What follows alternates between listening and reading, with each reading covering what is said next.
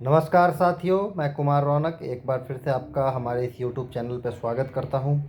आज हम बात करेंगे पढ़ाई से रिलेटेड और उसमें भी हम बात करेंगे कि एक नया छात्र जब कोचिंग इंस्टीट्यूट जाता है तो उसे कोचिंग इंस्टीट्यूट में क्या देखना चाहिए। मैंने खुद ही कोचिंग इंस्टीट्यूट में पढ़ाया है। एज अ टीचर मैं खुद JRF क्वालिफाइड हूँ और कई एग्ज़ाम्स भी मैंने निकाले हैं, CDS वगैरह, BPSC भी निकाला, JPSC का भी PT निकाला और अभी भी संघर्ष जारी है ना। तो क्या है कि मुझे भी कुछ अनुभव हुआ, मैंने पढ़ाया तो उससे मुझे ज़्यादा अनुभव हुआ। मैंने देखा कि छात्र क्या है कि वो कोचिंग जब आते हैं तो वो एक माइंड सेट के साथ आते हैं कि जो मास्टर जितना लिखवा देगा, जितना मोटा रजिस्टर भरवा देगा, वो उतना विद्वान मास्टर है। और मास्टर से वो सीखते कम हैं, या तो आधा समय उसकी आलोचना में बिता देते हैं या आधा समय उसके फ़ैन बनने में बिता देते हैं। दोनों परिस्थिति में नुकसान छात्र का है। आलोचना किस बात की करते हैं, अब इस बात में कि आलोचना किस बात की करते हैं, तो आलोचना वो ये करते हैं कि सर लिखाए नहीं, सर ना अच्छा से नहीं लिखा है और लिखाना चाहिए था। मेरा दोस्त फलना कोचिंग में पढ़ता है, वो तो मौर्य एम्पायर पे ना 80 पन्ना लिख दिया, हमको सर 15 ही पन्ना में समटा दिए, नहीं पढ़ाए, पैसा लिए। मतलब वो क्या है कि क्वांटिफाई करता है, वो एक फ़ी जमा करता है 40,000 50,000 मान लीजिए बोरिंग रोड में, तो वो क्वांटिफाई करता है। मैं उधर की तो बात ही नहीं करूँगा, मुसल्ला उसल्लापुर हाट की, वो सब का तो मतलब अलग ही माइंडसेट में वो लोग जीते हैं। उनको तो है कि नहीं, मुझे मतलब सबसे मोटा वाला रजिस्टर 3 भरवा दो, तब मैं मानूंगा कि तुमने मुझे पढ़ाया। मैं बात करता हूँ, मान लीजिए इधर ही जो पटना के होंगे इस डिफरेंस को समझ पा रहे होंगे बेसिक, लेकिन जो माइंड सेट है वो सब जगह एक ही है कि सर जितना लिखवा दे। जबकि आपको कोचिंग में ये होना चाहिए कि टीचर आपको बता कितना रहा, आपके रास्ते को कितना ज़्यादा वो सरल बना रहा है, ना कि उसे अपना ज्ञान दिखा करके या कॉपी भरवा करके और कठिन बना रहा है। क्योंकि आपको 10-12 सब्जेक्ट पढ़ने हैं, मेंस में आपको 5-6 सब्जेक्ट पढ़ने हैं, 6 सब्जेक्ट आपको पढ़ने हैं DI मिला करके। आप कितना कॉपी भर पाएंगे? आपको लगता है कि आप कॉपी भरने से कुछ कर पाएंगे? नहीं। आपको ये बात समझना हो कि क्वेश्चन कहाँ से आते हैं, PYQ का क्या महत्व है, घटना चक्र का क्या अब कुछ लोग हैं, घटना चक्र से सवाल नहीं आया, सवाल नहीं आया। अरे भैया, तुम उसका एक्सप्लेनेशन पढ़ो। अभी भी 60 to 70% सवाल आते हैं। कट ऑफ कितना गया BPSC का? 91। 150 में 91 कितना होता है जी? लगभग 60% होता है। समझ गए कितना होता है? 60% होता है। लेकिन नहीं, आप लोगों को कुछ समझ में नहीं आएगा, आप लोगों को रजिस्टर भरना है, अलग माइंड सेट है। दूसरा क्या, आप या तो ये तो आलोचना में चला गया कि मास्टर लिखवाए नहीं। दूसरा, अत्यधिक प्रशंसा। सर ना मोंटी कार्लो का स्वेटर पहन के आता है, और सर के पास ना फलना गाड़ी, अरे सर गजब बात बोल दी है, सर एकदम डाउटे क्लियर कर देता। अरे तुमको इतना डाउट आता क्यों है? तुमको इतना डाउट आता क्यों? मैं डाउट देखता हूँ लोगों का क्या रहता है, मतलब कोई उसका औचित्य नहीं, कोई सिर पैर नहीं, बस मन की व्यथा दूर कर रहे हैं। देखिए, क्यूरियोसिटी मिटाने के लिए मत पढ़िए, ठीक है ना। आप नॉलेज लीजिए, आपकी क्यूरियोसिटी खुद मिट जाएगी। आप क्या है कि पढ़ने के पहले ही सब जान जाना चाहते हैं। आपको पहले इस प्रक्रिया में अपने आप को 1 साल 1.5 साल झोंकना होगा, तब जाके आप चीज़ों को समझेंगे। एक बार में लोग निकाल लेते हैं, मैं उसके बारे में नहीं कह रहा हूँ, ठीक है अच्छी बात है निकाल लेते हैं, मगर जो 2 साल 5 साल 10 साल से करीब भी नहीं पहुँचे। एक तो होता है कि 1 नंबर 2 नंबर से छूट जाना, 5 नंबर से छूट जाना, बैड लक होना, ये होना वो होना, और एक होता है कि आता जाता कुछ नहीं है, आज तक अठन्नी भी मतलब नहीं, एक एग्ज़ाम नहीं निकाले आज तक, लेकिन डाउट पूरा अरे आपकी डाउट ही आपके राह का रोड़ा है। इतना डाउट क्यों है आपको?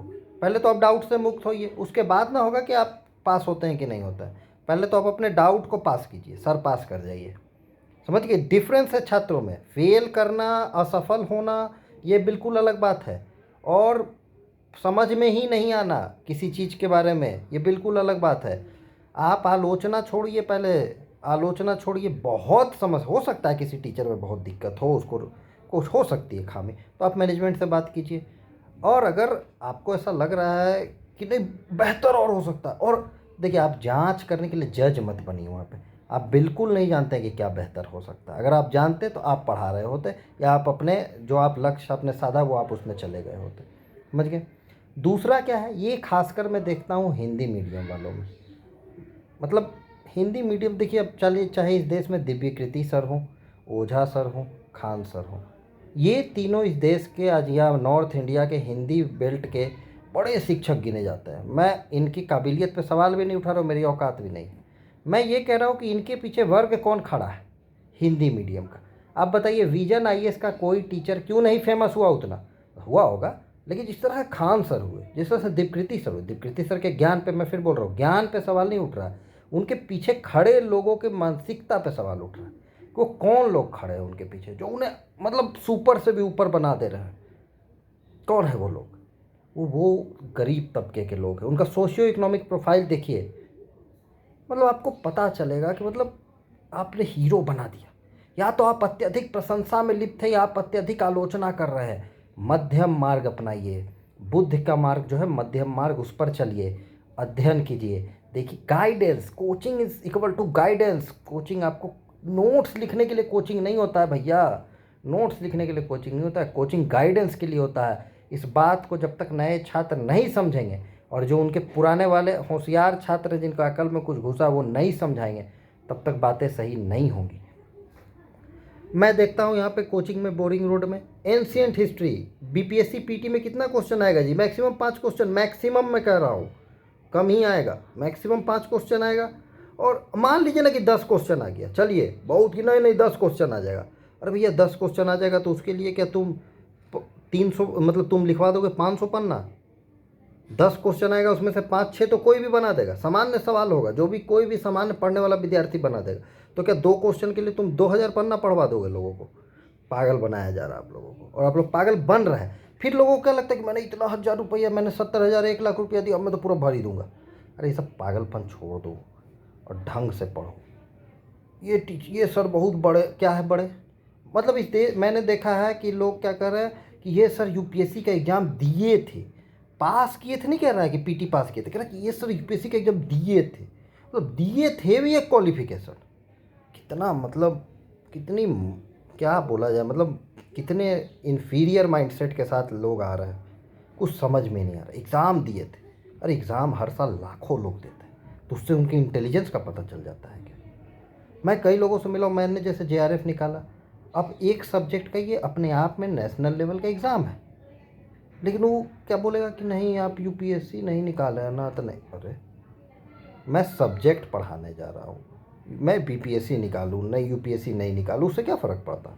मैं एक सब्जेक्ट पढ़ाता हूँ, सब्जेक्ट का एक राष्ट्रीय स्तर का एग्ज़ाम हुआ है, मैंने उस राष्ट्रीय स्तर के एग्ज़ाम में टॉप 1% में मैं आया हूँ, तो उसकी कोई वैल्यू नहीं है। यही है, माइंड सेट का समस्या है, छात्र का भी वही समस्या है। गाइडेंस, आपको जो चाहिए वो गाइडेंस चाहिए, आपको नोट्स नहीं चाहिए, आपको पीडीएफ नहीं चाहिए, आपको पीपीटी नहीं चाहिए। ये बात आप जान लीजिए, जितना भी नोट्स पीपीटी पीडीएफ है वो सब जगह मिला हुआ है। मैं फिर क्या देखता हूँ, सर कोचिंग का स्टडी मटेरियल, अरे भैया किताब से ऐसे छाप करके कॉपी पेस्ट करके अपने बुकलेट लगा करके दे देता है। तुम पागल हो गया? एनसीईआरटी पढ़ो, 6 to 12 का एनसीईआरटी नहीं पढ़ा, कोई बुकलेट पढ़ लो बाबू, कुछ नहीं होगा तुम्हारा, कुछ हो ही नहीं सकता है। अपने बेसिक्स को क्लियर करो, माइंडसेट को क्लियर करो, ब्रॉड माइंडेड बनो, कुआं की मेढक की तरह मत कूदो, अन्यथा इसी में पिसते रह जाओगे, न नौकरी लगेगा, न बुद्धि होगा, न किसी काम के रहोगे, अनप्रोडक्टिव मरोगे, समझे? अपने अंदर प्रोडक्टिविटी पैदा करो, अपने अंदर क्रिएटिव कंस्ट्रक्टिव क्रिटिसिज्म पैदा करो, ना कि बस ऐसे ही मुंह उठाए बोल दिए या मुंह उठाए किसी के पीछे चल दिए। सामान्य बच्चों, सामान्य बिहेवियर करोगे, सामान्य ही रह जाओगे। थोड़ा सा अपने थिंकिंग को डेवलप करो, अन्यथा कोई काम नहीं आएगा, समझ गए? आलोचना बंद करो, लोगों की जजमेंट बंद करो, तुम्हारी औकात नहीं है जजमेंट करने की, अपनी औकात को पहचानो, उसके बाद आगे काम करो।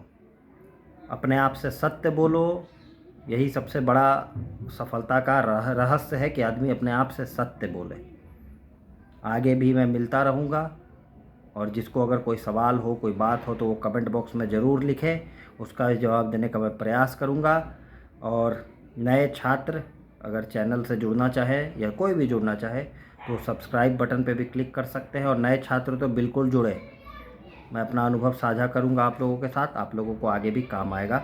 और ऐसे ही नहीं कर रहा हूँ, भैया तो लोग बिना कुछ किए ही ज्ञान दे रहा है, मैंने तो फिर भी नेशनल लेवल का एग्ज़ाम क्वालिफाई किया है भाई, घमंड नहीं बोल रहा हूँ। मेहनत को मान दे रहा हूँ, समझ गए? घमंड में नहीं बोल रहा हूँ, मेहनत को मान दे रहा हूँ। आप भी देना जब आप भी मेहनत को, अपने मेहनत से कुछ अचीव कर सको। धन्यवाद।